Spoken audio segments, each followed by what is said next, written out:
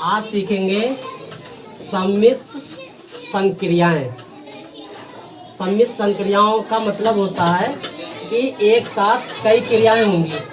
जैसे ये सवाल है आपका, प्लस है, गुणा है, माइनस है, भाग होगा, ब्रैकेट होगा, प्लस सभी कुछ होगा। उसमें कैलकुलेशन में सभी कुछ होगा। और ये कैलकुलेशन आपके लिए बहुत मेन है।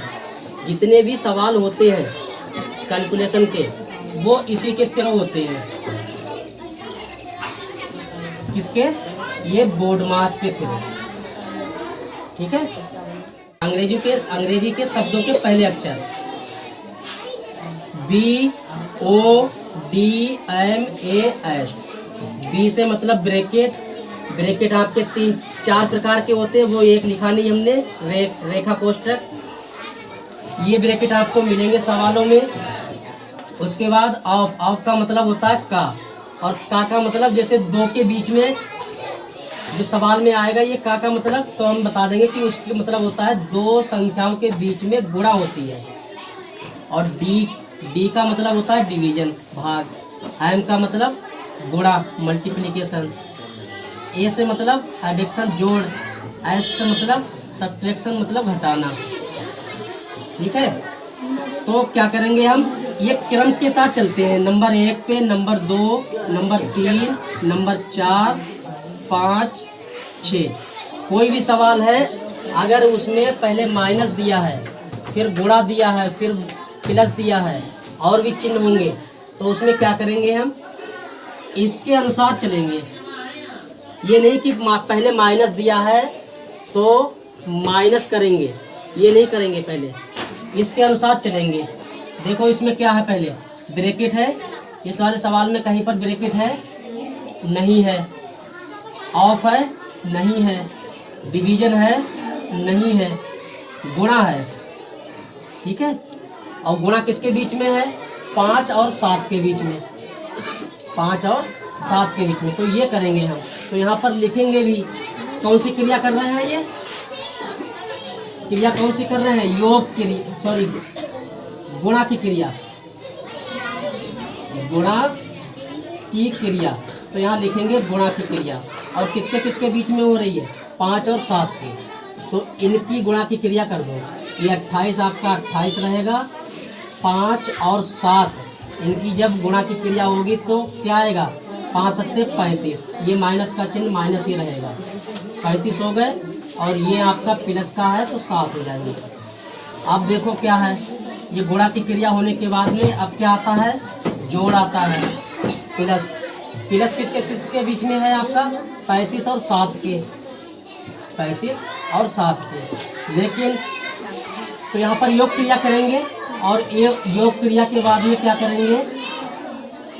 माइनस का 35 है और ये 7 है। इतना ध्यान रखेंगे कि माइनस और ये प्लस घटते हैं।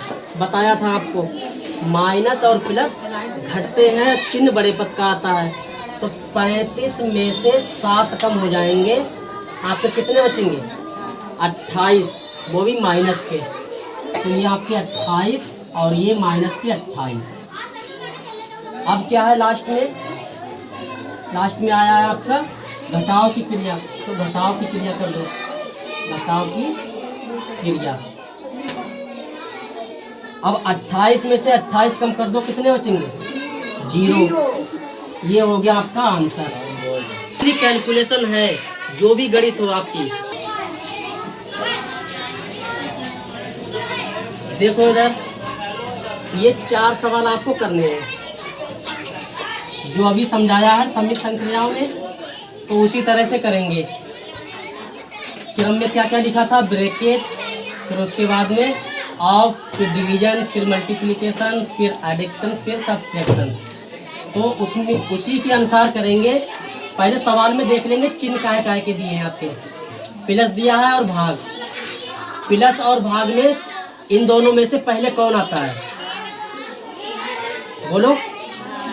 भाग आता है ना, तो भाग पहले करेंगे। और भाग किसके बीच में है? 18 और 3 के बीच में। तो यहाँ पर लिखेंगे भी हम भाग की क्रिया। भाग की क्रिया। ये सम्मिश्र संक्रियाओं का मतलब है, तभी हम ये लिख रहे हैं कि भाग की क्रिया। भाग की क्रिया में 18 और 3 मतलब 18 को 3 से भाग करा दो, 18 को 3 से भाग करा दो, ये आपका 21 रहेगा। और ये 18 को जब 3 से भाग कराएंगे तो 3 के पहाड़े में छक में आते हैं 18, 3 छक 18। फिर उसके बाद क्या है आपका जोड़, कर लो जोड़ की क्रिया।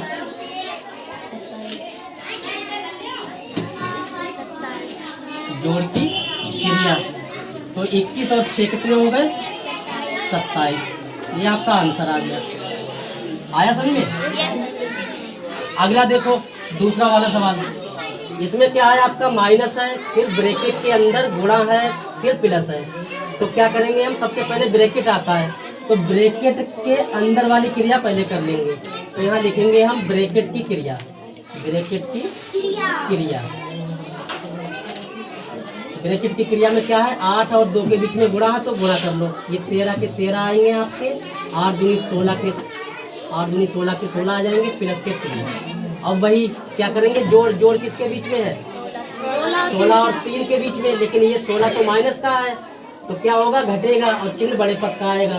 तो यहाँ पर करेंगे हम जोड़ की क्रिया, लेकिन घट रहे हैं ये, क्यों? क्योंकि ये माइनस का है।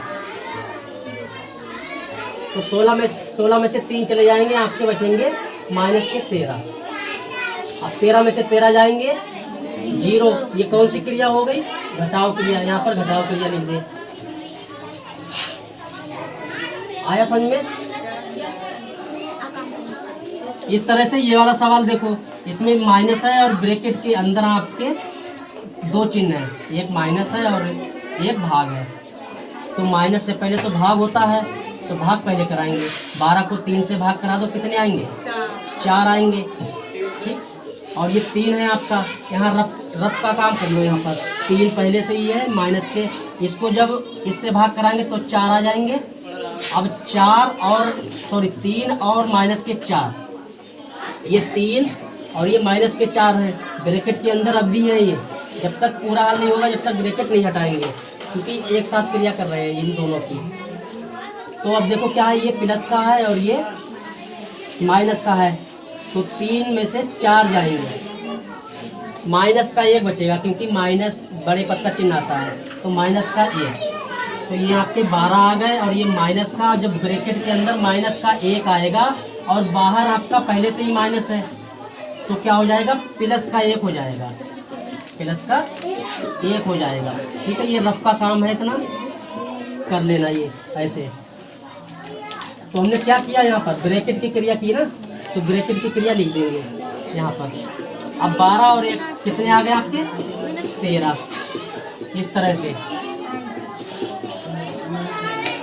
सॉरी यहाँ पर 13 है ना, ये 13 है, वेरी गुड। 13 में से 4 कम करो तो 9 बचेंगे। ये दिखा नहीं था, ठीक है। ये माइनस और ये 13 में से जब 4 जाएंगे तब आपके कितने आएंगे? 9। अब आएगा आपका आंसर, 12 में से 9 जाएंगे तो कितने बचेंगे? 12 में से 9 कम करो 3। ये आंसर हो गया। इसमें देखो क्या करेंगे, चौथे वाले सवाल में ये 13 है, भाग है, फिर आपका 4 माइनस 3, फिर रेखा ब्रैकेट। रेखा ब्रैकेट बताया था लेकिन लिखा नहीं था हमने बोर्ड मार्क्स में। तो इसमें क्या करेंगे हम, पहले रेखा ब्रैकेट वाले हल करेंगे, क्योंकि ब्रैकेट जो होते हैं 4 होते हैं, आपको 3 ही लिखाया हमने ऊपर।